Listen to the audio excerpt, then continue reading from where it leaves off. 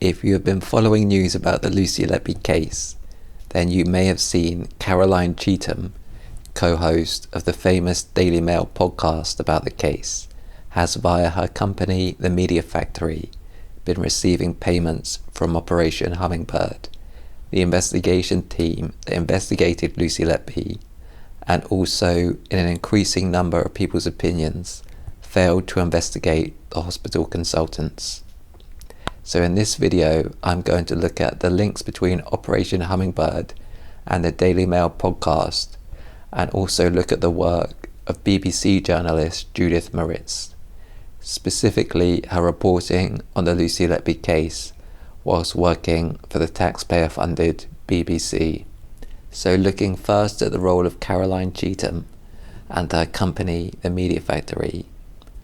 Publicly disclosed records released by the Police and Crime Commissioner for Cheshire, which I will link in the description, show that the Media Factory, her company, was paid £8,050 for publicity over 2 payments. You could say, was she being paid to toe a favourable prosecution line on the podcast? I think the answer to that is almost definitely not. However, the payments do represent a conflict of interest, and there are examples, in my opinion, of where the podcast has been biased to the prosecution. A further conflict of interest for the company, The Media Factory, is that they have Liz Hull listed as a staff member.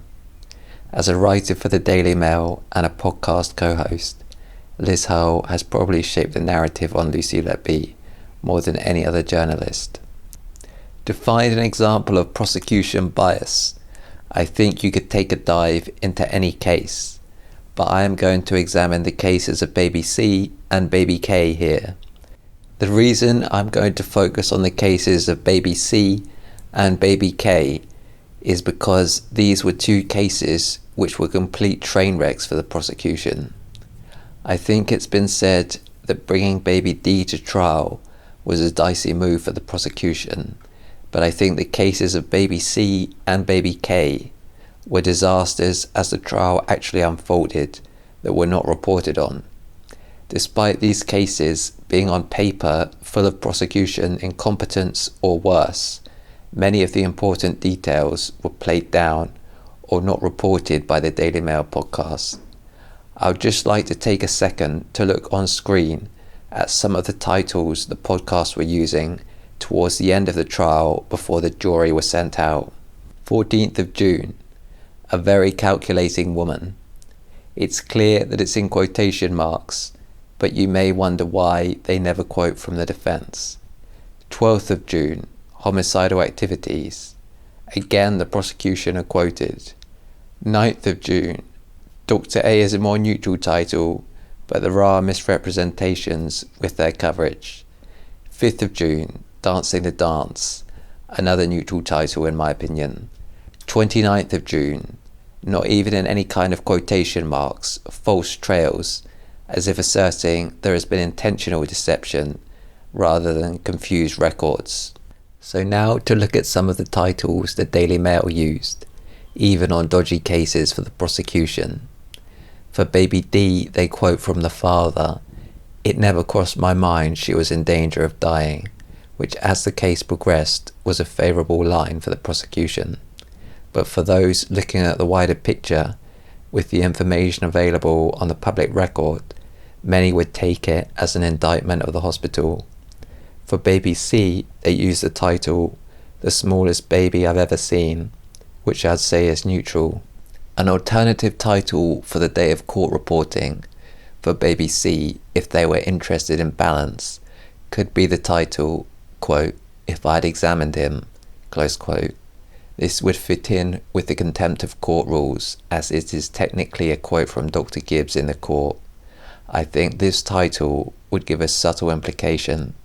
It's clear that is what was implied by the defence, and it has later been stated by Dr. Lee. This was likely a preventable death. Technically, Dr. Lee was talking about Baby I there.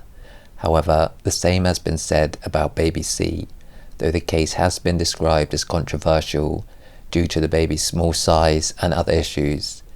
Dr. Lee's panel say, quote, "Baby 3, aka Baby C, died because of a decision to discontinue respiratory support and resuscitative effort after a fairly short-length attempt at resuscitation in the grand scheme of the overall care." Dr. Jane Horden also wrote a report on Baby C, which was quoted in the Telegraph, saying the death, quote, "may have been prevented with different care," close quote. Professor Colin Morley has said the baby might have been saved with more diligent attention from the consultant. Baby C has also been mentioned since the trial by David Davis in Parliament. In the case of Baby C, again, the doctor responsible for these errors was another one of those who made accusations against Lucy Letby. An alternative headline for the court report on Baby C could focus on the fact the prosecution would cite an X-ray for a day in which Lucy Letby was not on shift. So, to look at evidence that Dr. Gibbs, the treating consultant, did not examine Baby C for the first 3 days, which I think could have turned heads and raised questions about Lucy Letby's accusers. From day 20 of the transcript, defence barrister Ben Myers puts it to Dr. Gibbs, quote, "There should be some sort of note indicating a review by a consultant if there has been a thorough review, shouldn't there?" Dr. Gibbs responds, "Yes, if I'd examined him." Dr. Gibbs does say that he reviewed the baby, but considering that he doesn't appear anywhere in the notes, it's hard to think he gave this review anywhere near an appropriate level of diligence. Dr. Lee's panel have identified a number of issues which could have been a problem in the care for the baby. The most striking, and the one which I think should have made an impression with the Daily Mail podcasters, is the fact that the baby has been vomiting black and green fluid. Personally, I would think if I sat down next to an adult in a canteen and they started puking up some kind of black fluid, then that would be concerning. If it happened to a premature baby in an intensive care unit, then I think it should have been scandalous to the point of making a headline, if there is going to be a headline that day anyway regardless. The next issue with the care of Baby C is that 4 prosecution experts identified air in the stomach on the 12th of June as being a likely symptom of a malicious attack. Yet when it emerged at trial that Lucy Letby wasn't on shift that day, prosecution witness Dr. Evans would make an allegation in the witness box, which he hadn't made in 8 reports prior to the trial. This news did make waves due to a blogger called Tried by Stats and a BBC File on 4 investigation, yet only in October 2024, almost 2 years after the Daily Mail podcasters were exposed to this news in the courtroom. The next case, which I think reveals bias on the part of the Daily Mail podcasters, is the case of Baby K. It has been reported that the door swipe data was back to front for the door connecting the labour ward and the neonatal unit during the first Lucy Letby trial. This was corrected for the retrial involving Baby K. A lot of people have said the door swipe correction was significant because it revealed that Ravi Jayaram had made the exact same error as the investigation. Nevertheless, this is how the door swipe error was described on the Daily Mail podcast after the trial concluded. For some reason, they didn't report on the error during the trial. No, because it changed nothing. It changed nothing. It might not have changed the result, partly because the Daily Mail team's coverage had created a prejudicial environment at the time of the retrial, which I suspect may have created a feeling of retribution against Lucy Letby. On the other hand, Ravi Jayaram had been doing a lot of public relations work. One of them said, "Oh well, we weren't loud enough in expressing our concerns. How much louder could we be?" Whilst the Daily Mail podcasters didn't know anything about Ravi Jayaram's testimony, the appeal court did. In our judgment, it is of some significance that the critical issue for the jury was whether they were sure of the evidence of Dr. Jayaram. They don't explicitly mention the swipe data. That's one, I think, of several contradictions. Legitimate criticism could be made of his evidence. On a side note to the issues around swipe data, I would remember this bit. One of them said, "Oh well, we weren't loud enough in expressing our concerns. how much louder could we be? Although he believed that Letby had deliberately dislodged the endotracheal tube, he had said nothing at the time, nor for many months after. It would come out at the Thirlwall inquiry. He actually first mentioned it 13 months later. Before getting into the swipe data issues, I will mention they also criticised discrepancies in Ravi Jayaram's notes, which I will come back to when I talk of Judith Merritt's reporting on the case. There was an inconsistency between his evidence and the contemporaneous records. So, to get into how explicit and convenient Ravi Jayaram's timings were in the first trial, and how that disappeared in the second. The screenshot is from the Chester Standard live reporting, 28th of February 2023.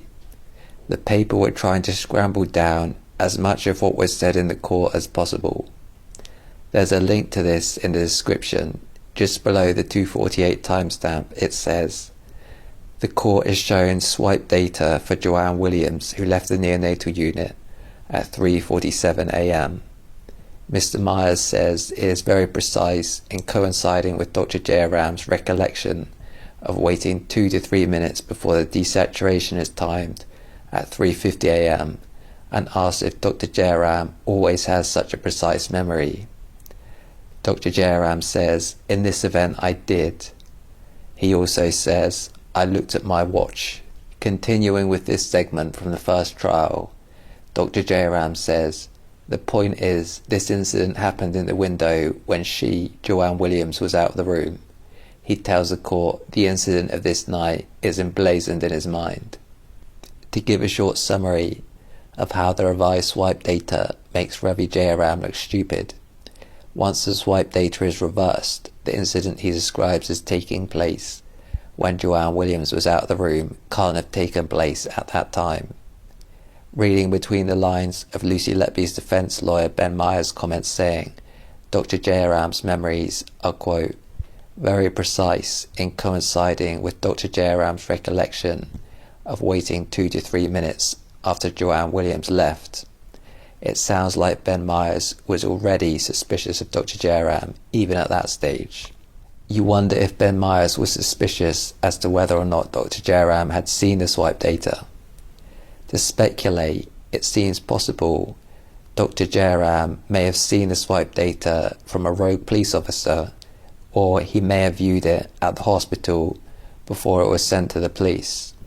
In short, at the retrial, with the swipe data revealed to be back to front, the specific timing of an attack at 3:50 will disappear, and there will be more vague allegations of an attack at 3:45-ish. So in my opinion, the decision of the Daily Mail podcasters not to report on any of these issues with Ravi Jayaram's testimony reveals a bias on their part. The next reporter, who in my opinion has covered the Lucy Letby case with a biased slant, is Judith Merritt, working for the taxpayer-funded BBC. The issue with her coverage is she has also written the book Unmasking Lucy Letby. One of Judith Merritt's main claims is that Lucy Letby was an ice queen during the trial.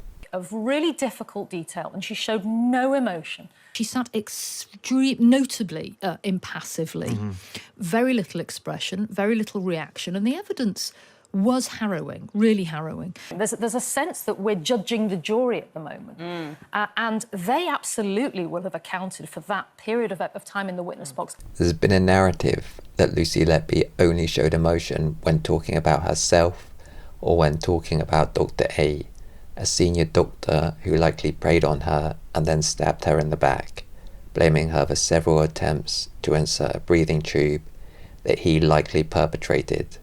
Aside from the fact that Lucy Letby was heavily medicated and on anti-anxiety medication in the witness box, next to look at a news report from Guardian writer Josh Halliday, who also attended the whole trial.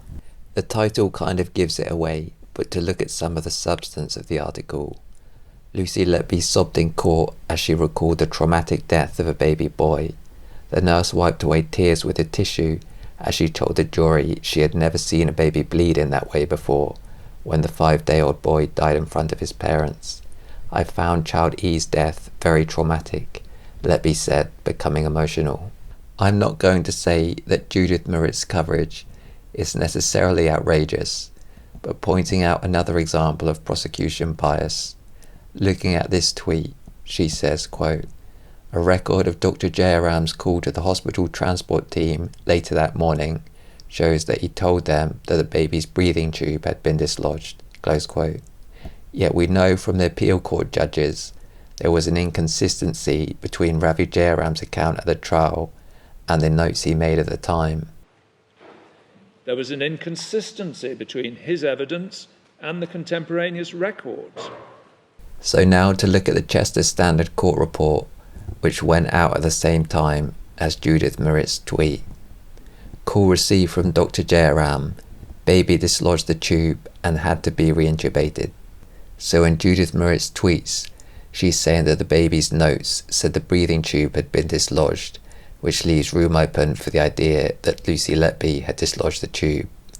The Chester Standard version, which aligns with appeal court judges' comments, suggests that Ravi Jayaram's notes had actually said that the breathing tube had been dislodged by the baby. So in conclusion, some people have cited recent cases such as Madeleine McCann and Nicola Bulley as examples of why the police need media and communications departments. The downside of that is that if the police are left to their own devices and build friendly relationships with journalists to boot, it can undermine a defendant's right to a fair trial. In the trial of Lucy Letby, the jurors were not isolated or blocked from reading media coverage. I've not covered all the issues here. Peter Hitchens has been covering it in the Mail on Sunday, and it's being covered in some other places as well.